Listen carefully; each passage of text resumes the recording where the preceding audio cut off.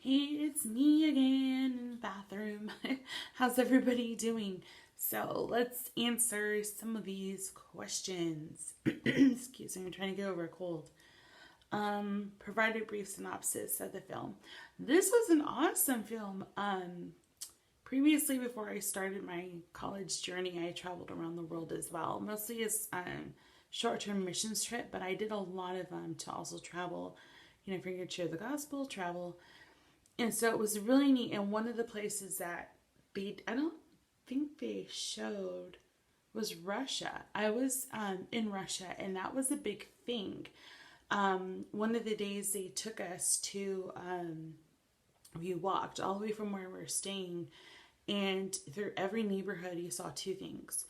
You saw what they call the babushkas, and the old women, or the old men, they were sitting down either playing chess, or the younger, I would say middle-aged to kids playing soccer.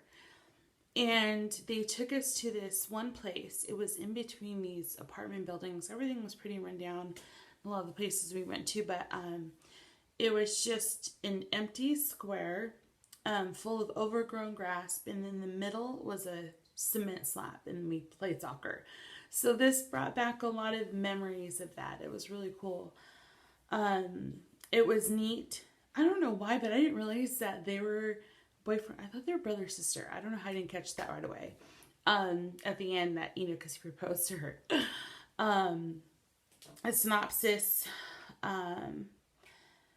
They traveled to different countries because I think they were pretty much trying to find themselves, figuring out what they wanted to do with soccer and stuff. And that's kind of the same journey I'm at right now, of what they wanted to do. And I'm kind of in that same position, a little older, but it was neat to see the struggle and the customs that they went through, and the traditions, and how each country saw it and handled it. And I reposted it, and I sent it to also my previous players, because I am in a well-to-do area, or I deal with a lot of students and players who have no clue, what other countries go through.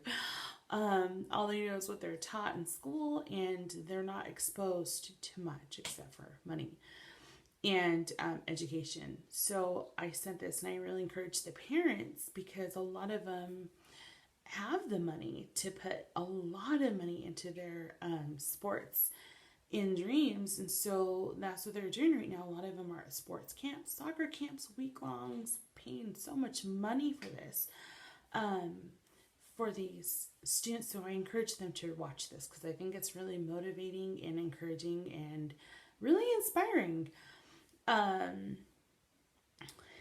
Let's see, consider the ethical issues.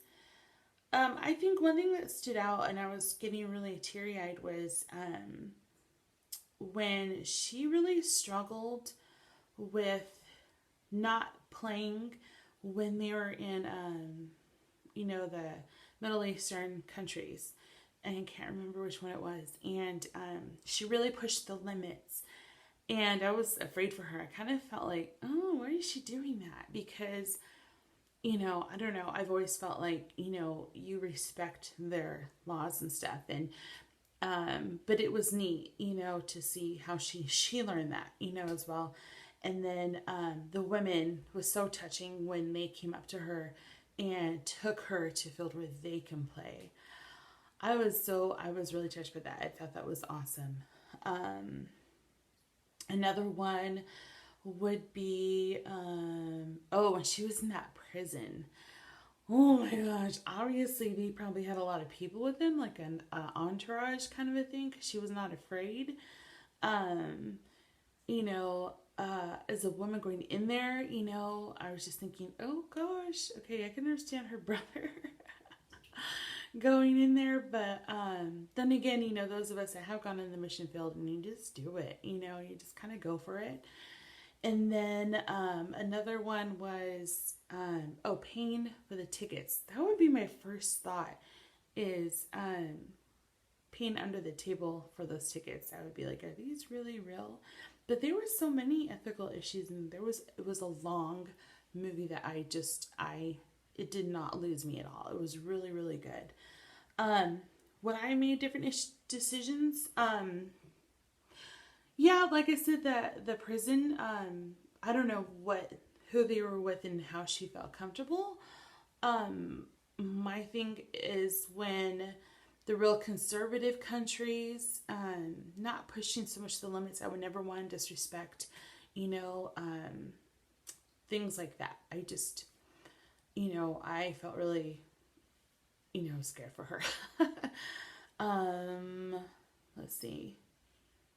But otherwise, I don't think, they're just brave. And to be able to do all of that, that's amazing. I don't know if I would have changed decisions based on things that they did, but just things like that, like respecting their boundaries and their customs and stuff.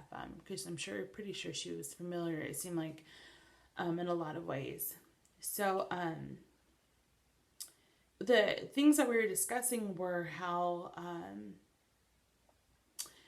our socioeconomics and stuff affecting what kids do and how they're involved. Like, for instance, a while ago, when my kids were young, I stayed home, so we stayed with my parents. So that way I wouldn't have anybody else watching them. I didn't want to pay for childcare. I felt that was ridiculous, paying someone else to raise them. That's a personal ethical issue. So in doing so, we lived with my parents.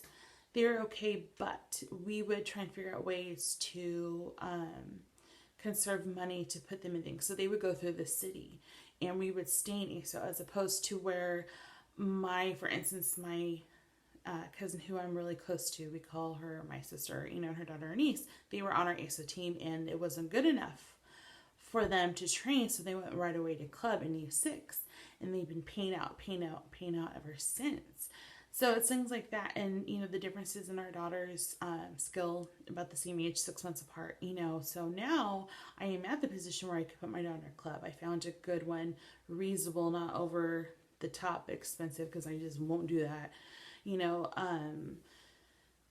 It took us a lot of time to find that, a reasonable, club for her that we can afford and budget, but also get the skill that she needs instead of just doing ASO, which I was usually coaching. I'm sure I can, and then at the same time, I'm getting my training so I can better myself as well. So enough rambling. Hope you all have an amazing week. We are on summer break, so we are enjoying it. Talk to y'all later.